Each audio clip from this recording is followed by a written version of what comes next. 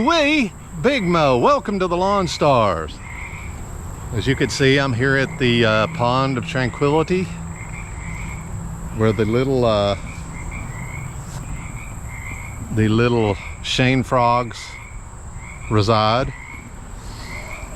And like I've said before, the reason I call them little Shaney frogs because they have strong, powerful legs, like Doc Shane from DLT Lawn Care. And I mean, they're little, but mighty. Anyway, you know, guys, it's the dead of summer here. It's hot. Y'all know. Y'all see. Y'all know. But, and this is something you might, these bugs, this is something you might not be thinking about right now, and that would be the fall. That's right. But you know what? When it gets this late in the summer, man, it's just right around the corner. Right around the corner. Fall is on its way. And a little thing I wanted to touch on is if you have any seed or whatever left over, and you think, I'm gonna have this stuff, I'm gonna have this seed, and I'll keep it, have this extra seed left over, and I'm gonna keep it for the spring. Be careful, because I learned my lesson one year. I had some seed and I just didn't think much about it, and I had like a bag of seed, and I had it out there in my garage where I keep the mowers and whatnot. And so it was out there, and over the winter rats got in it because it was like a feast to the rats. But they weren't satisfied with just eating the seed.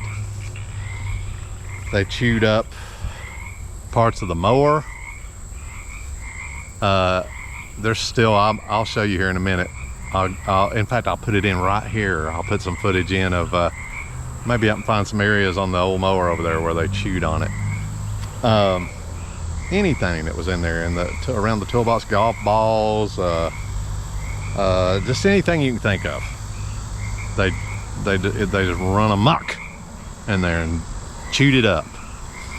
So be wary of keeping seed unless you got it in something that's like, I don't know.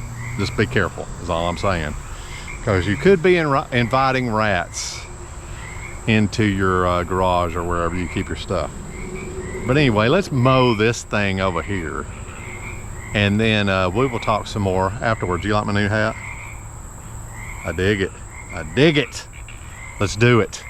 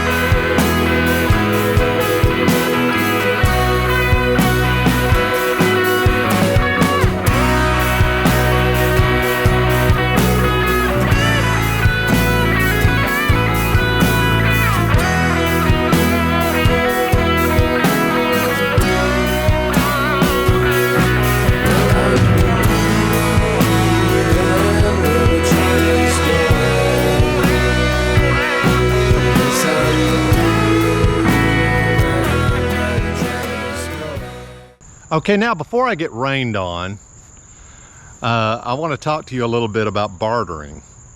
Have you guys ever bartered for your services?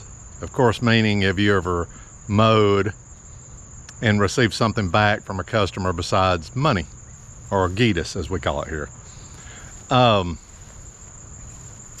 Back in the day when we first started, me and King Brando, we would do his, it was his uncle by marriage in his aunt's yard. And his uncle was mute, so he couldn't speak, but he came out and he would write notes to us. And just about every time we mowed, he would come out with a note and hand it to King Brando, and it'd be like, okay, today you're mowing for this old push mower. Next time we come, okay, today you were mowing for this old grill, you know. And it was almost like it wasn't an option. It was like, that's what you're mowing for. That's what I'm giving you. And King Brando, you know, he didn't want to say anything because it's, you know, it's his relatives and everything. It was on his mother's side, so it wasn't my relative. It's starting to rain. Look, it's raining right there. Oh, okay, I'm gonna go over here. I'm gonna go under here.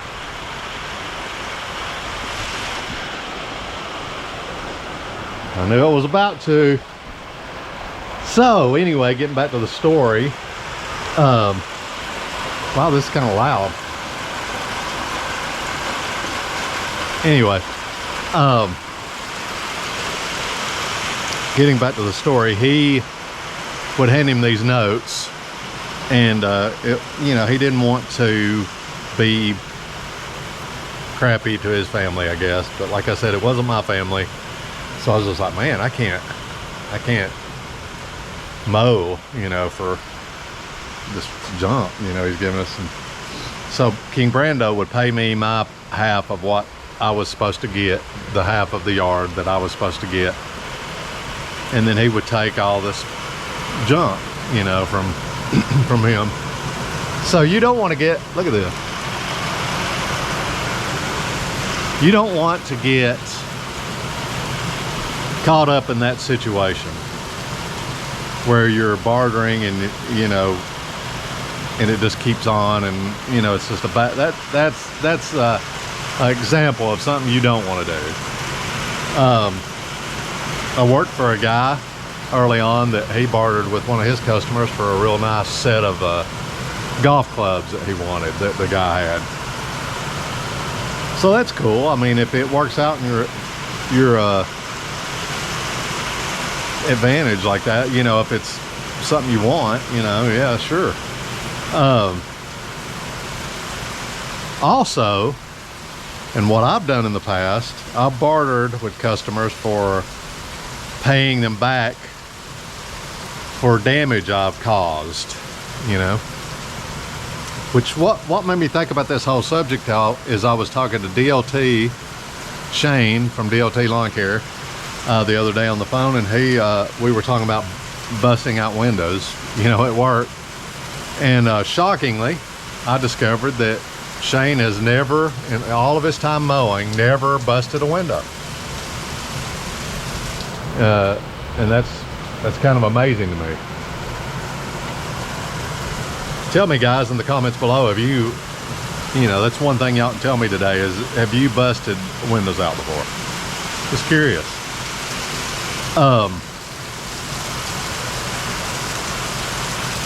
So yes, there's, over the years, there's been a couple of times, it hadn't been a lot. I mean, I think maybe 2 or 3 windows that I know that I've busted out, you know, doing stuff.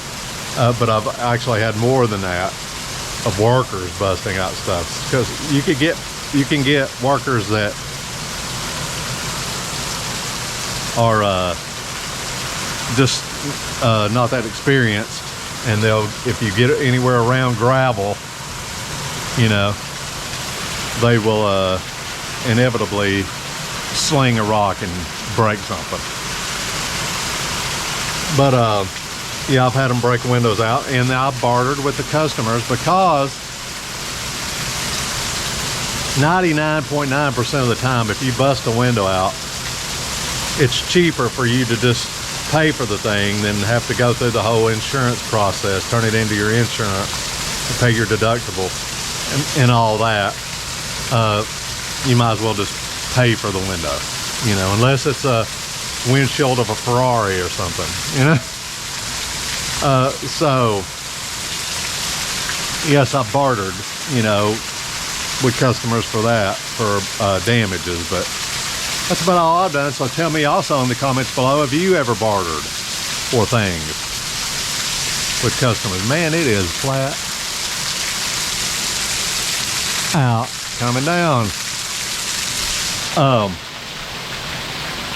Have you ever bartered with customers for your services? So guys, y'all have a safe rest of your day or night or whatever it may be. Be safe out there in the heat. Just be careful, guys. Love every one of you. And I hope to see you on the next video. Please give this video a thumbs up, subscribe, and ring the bell if you so desire, my liege. And until I see you again, Big Mo. No, wait a minute. That's not my thing. Anyway, till next time, I'm meeting me a ham Sammy. No, that's not it. Big Mo signing off. Boo!